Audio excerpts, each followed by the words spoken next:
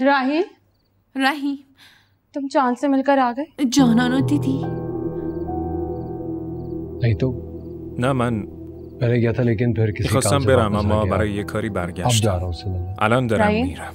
राहिल तुम्हें याद है ना कि हमारा اصلا रिश्ता یادت तय हो गया ازدواج ما قطعی شده.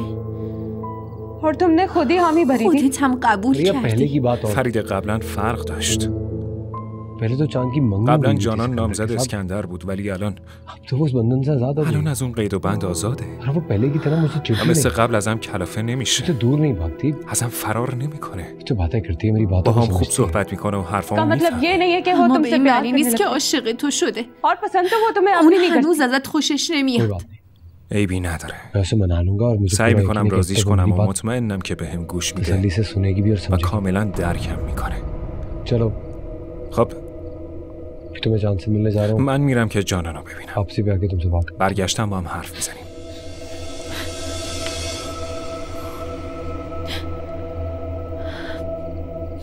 करिए। तुम रो रही हो? فریده داری گریه ये میکنی؟ किस्मत ही ऐसी है اسم राहिल. سرنوشت رهی. खुशी मुझे मिलती है तो بعد जल्दी از रूठ هر जाती. خوشحالی غمی وجود داره.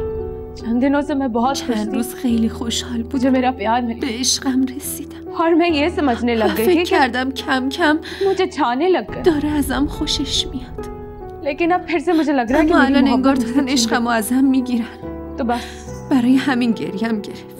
रोना आ गया. فقط همین. तुम भी ना ببینم تو मजाक नहीं समझती? شوخی سرت نمیشه نه؟ क्या मतलब है? منظورت چیه؟ मैं मजाक कर रहा था, داشتم شوخی میکردم. ऐसी कोई बात नहीं जो मैं هیچ बोल کدوم रहा از था, जो حرفایی तुम که सोच زدم रही واقعیت نداشتن. थी। मैं तो सिर्फ ये देखना चाहता था कि میخواستم जब मैं ببینم तुमसे وقتی این कहूंगा حرفا तो رو بهت میزنم सारी बात पे तुम्हारा क्या به هم reaction چه है, واکنشی نشون तुम میدی किस तरह रिएक्ट करोगे। و چی کار میکنی. मैं आंसू साफ करूँ حالا और دیگه اشکاتو پاک शादी की کن तैयारी و में बिजी हूँ। مشغول تدارکات عروسی شو. شاید एक दो हफ्ते में हमारी تا शादी। یکی دو هفته دیگه ازدواج کنیم. राहिल तुम सच कह रहे हो? داری راست میگی رهی. जान की कसम। آره راست میگم.